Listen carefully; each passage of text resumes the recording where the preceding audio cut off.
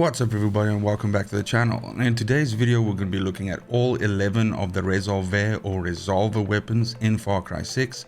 These are definitely some of the more unique and crazy and fun weapons to use in the game. So I've fully upgraded each one of them to their maximum potential, and we'll be looking at each one of them individually. But if you enjoyed the video or if you found it useful in any way, please do consider liking, subscribing and sharing it with a buddy. It really does help the channel a lot and it's greatly appreciated by me. But without any further ado, let's roll it. Now first up we have the Tostador, which for all sakes and purposes is essentially a flamethrower. Let's have a look and see what the upgrades bring to the game. So your first mod upgrade that you can do basically makes the fuel last a lot longer because it consumes it a lot slower. Secondly, you have a pressurized fuel pump which basically ejects the fuel with much more force and actually is able to knock over enemies and some objects, if there's bins and stuff lying around, stuff like that, it'll get pushed back by the flame. And then last but not least, fire travels further while aiming down sights. Now right off the bat, by default, the distance that the flame jet shoots out is not that far, which is one of the first things that I don't really like about this weapon. But the actual fact, and actually somehow in the game, the hint that it gives you is that you should actually be using this for a very specific thing, which I'll demonstrate here. So first of all, we'll just burn this little dude here. Of course, if I aim down sights, you can see it actually shoots out a much more concentrated blast. Far Cry 6 has the usual, like fire being able to aggregate and set other things on fire. So that, of course, works very well. You can see if I hit the guy like that, it actually does quite a bit of damage if you aim down sights. So as you can see here, still takes quite a bit to burn someone down. So not really the most effective way to deal with soldiers, but as mentioned in the game, the Tostador basically has one really good function, and that is anytime when you have a situation where you have to burn down or sabotage a certain area, that can of course make it a lot easier than having to throw stuff with Molotov cocktails or anything like that. And you can see it's extremely effective at actually setting the surroundings on fire. Next up we have El Muro. So let's have a look and see what the upgrades do for that. So basically what this is it's a hand cannon, a pistol with a short little kind of like Captain America like shield that you kind of like shoot over. So this first upgrade here just increases the amount of damage that the shield can take. Now the shield doesn't cover your entire body, so you can still sort of take damage, and it is obviously just right in front of you, so it is not the most effective way to fight a group of enemies, of course, but it does help a little bit. Secondly, the shield actually replaces your melee with a different melee animation where you essentially hit them or bash them with the shield. So this basically makes that deal more damage. And then last but not least, instead of this, this is essentially a very sawn off shotgun and not so much a hand cannon, I suppose. But instead of this shooting like a shell, it shoots a slug. So basically this just increases the point damage of this a hell of a lot. Let's give it a little try. Okay, so you see you can block up with this guy. Oh, this is a rocket launcher, so that's, as you can see, the slug does quite a bit of damage. So I can block this guy down. You can hear the shots impacting the tube, and if you're accurate with this, it deals so much damage, it's crazy. So you can see it's blocking the shots quite effectively. Let's run up to this guy and give him the old hit. There you go. And as I said, deals quite a bit of damage. Oh, there we go. Just reload. Got a bit of a slow reload animation, but definitely one of the more unique options in the game and a hell of a lot of fun to use. Then we have La Clavadora, which is basically a stake launching crossbow. It reminds me a lot of the primary weapon from Painkiller, if any of you are familiar with that old shooter. But if we look at the upgrades that we have here, we basically have titanium harpoons, which means that the stake, the harpoon you shoot goes a lot faster and goes a lot further, which means you have to adjust less for bullet drop. That's a difficult sentence that I just said. Then we have that this reloads a lot quicker, which is very useful. And then the last upgrade is that it turns, and this is really cool, it turns enemies that you've impaled into bait for animal predators. So if you're looking to farm a lot of animal bits, animal pieces for, you know, cooking or anything like that in the game, for the buffs that you get from that, this is one of the easier ways to essentially get like predators to show up if you're looking for some of those bits. But let's give it a little try here. I gotta say, this weapon is pretty fun to use. It's got a bit of a funny reticule that you have to get used to, just as a given, to be able to hit enemies. But once you do, it's so much fun. There goes a predator immediately. I mean, it's just like the predator immediately shows up. You can just pale the predator. There's another one. Jesus, just spawning. And you can just impale stuff against things. Super, super fun.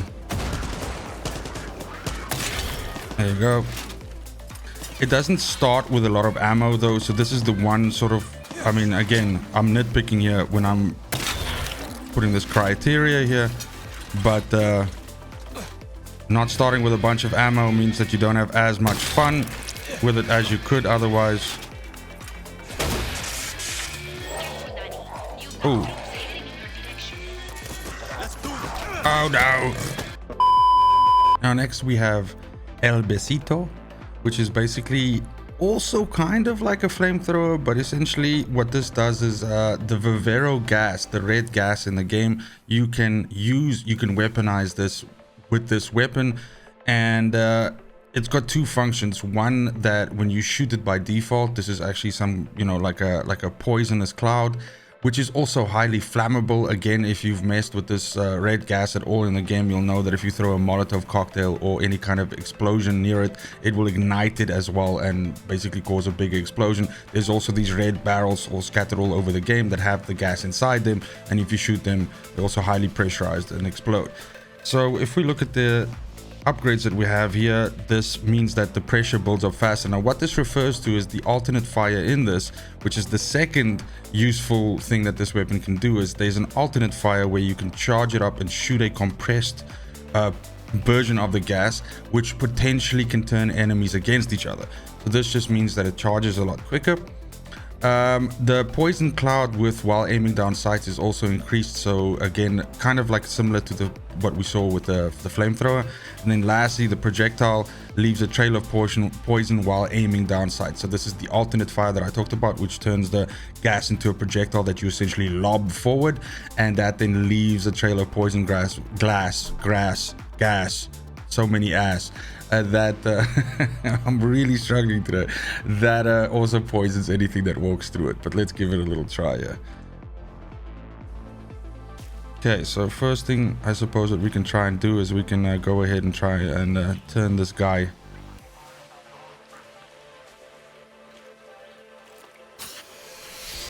Hold up the pressure and bang.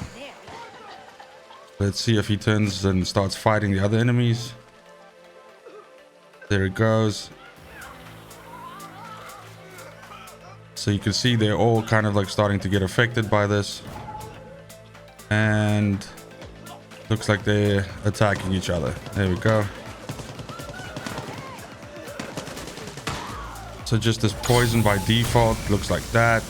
And just doesn't do a hell of a lot of damage, but does essentially wipe them out after a while. Oh, you just destroyed your own alarm, my friend. So this is actually an elite, so let's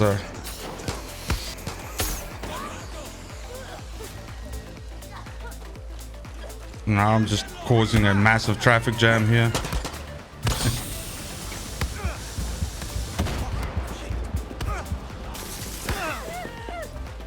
So as I said, more like a you know, like a special circumstance kind of weapon, but still very fun to use. Then next up we have the Pyrotechno. Now this is probably one of the more fun weapons to use out of the Resolver ones, and a personal favorite of mine. Basically what it is, as you can see from the picture, is a cluster rocket launcher in a way, but it's essentially you shooting fireworks which have a massive exploding capacity. As you can see, the damage is ridiculous. But the first upgrade that we have here is that these fireworks, or these little pop rockets or whatever, can travel further before they explode. The second upgrade is just that you draw and holster this weapon a lot quicker, which is not a game changer of any kind. But then the game changer is in actual fact the heat seekers. Now, by default, the projectiles that come out of this weapon will sort of just fly all over the place and hit, you know, randomly, but this actually makes them lock onto enemies. Now, this weapon really shines when vehicles are involved because of the insane amount of damage that it does, because it can basically explode these vehicles with 1 or 2 hits from these rockets. But these projectiles also lock onto little dudes running around or helicopters and stuff in the sky, so it's just overall a fantastic weapon to just sow destruction with. So have a little look-see. Go. And it's just fucking bizarre looking as well. So we'll just, as you can see, when you slot it in, here we go, here's our first customer.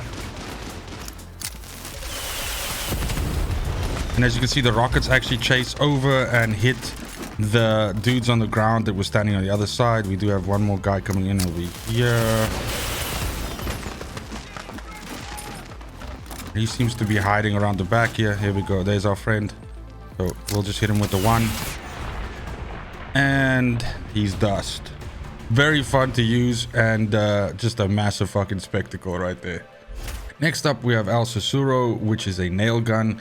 It's as simple as that. It doesn't get any more complicated than that. The first upgrade allows you to build up pressure a lot quicker to fire off these nails. The second one requires the compressor to require less air to fill up, so again just further increasing your fire rate. And then last but not least, you can have more nails in each clip. So overall, this is a really good weapon for, you know, silent kills. So if you don't want to put silencers on any of the rest of your weapons and you basically just want to have a silent option available, this is it. But other than that, it's basically nothing special, and it is just a very elaborate nail gun. So as I've said, the headshots are super important to do, because that way you can ensure that you get like your one-shot potential on the enemies. Better watch myself here.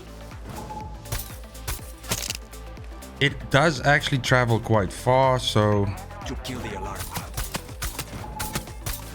and as you can see there, the body shots really don't do enough damage, so you gotta capitalize on those headshots.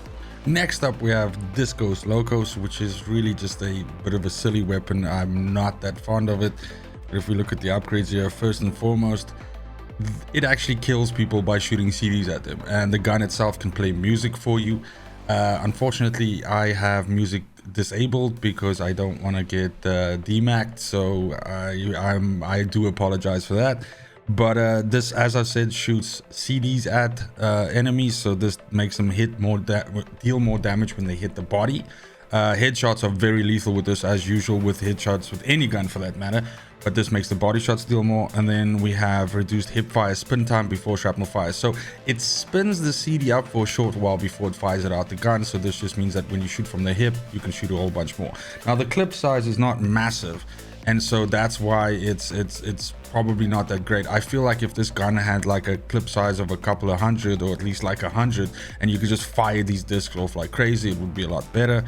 And then last but not least, the CDs which it fires then actually shatter into shrapnel if you get this upgrade. So let's have a little look at what it can do. So as you can see, the clip size is only 5, which means that you can't really fire off that many of these sexy CDs. But you can see CDs are apparently quite fucking effective at dealing with people. So let's give a little look at the hip fire. We'll find some people here. Eyes up, Daddy. There we go. You can see that there's a little bit of ricochet also going on when the disc fires, which is pretty cool. I have yet to manage to hit someone with the ricochet, but I'm sure it'll happen any one of these days. As you can see, just firing off the hip, it deals quite a bit of damage. Just shot that guy in the fucking back. Oopsie. Did that? I think I might have just gotten my ricochet kill. But in any case, that's Locos, or Discos Locos. A bit of a silly option. Now, going from silly to extremely useful, we have the Zeusito. And this is basically a portable EMP cannon. Now, EMP in this game is really powerful, especially when you use it against tanks or helicopters that are pressuring you. And if we have a look at the sort of mods that we have here, this increases the duration of the shock effect on the vehicle, so the EMP lockdown lasts longer. Then we have that it deals more damage. And then lastly, when you're running around in the sunlight, this will actually recharge the ammo of the gun over time, which is just a great additional sort of little feature there. Now, this gun is really meant for vehicle takedowns, but if you hit someone directly with the EMP blast, it can actually deal some damage to them as well. So let's see if we can catch a vehicle here quickly. I'm getting pressured quite heavily. This guy to hover in front of me.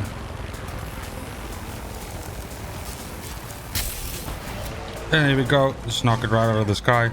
So incredibly effective against vehicles. Not so much against soldiers on the ground. Our next weapon is El Pequeno, which is basically a chain gun. So if we look at the upgrades that you can get here, this overall reduces the recoil of the chain gun, which is very nice for just handling. Secondly, the second upgrade allows you to replace the normal bullets with armor piercing, which again is very good with dealing with vehicles, people inside vehicles, or people wearing armor. And then last but not least, you can also add an incendiary effect to the projectiles, which is what the third upgrade does. So let's have a little look-see. These guys must be so tired of me experimenting on them like this. You can just spin it up. You can see, sets them on fire.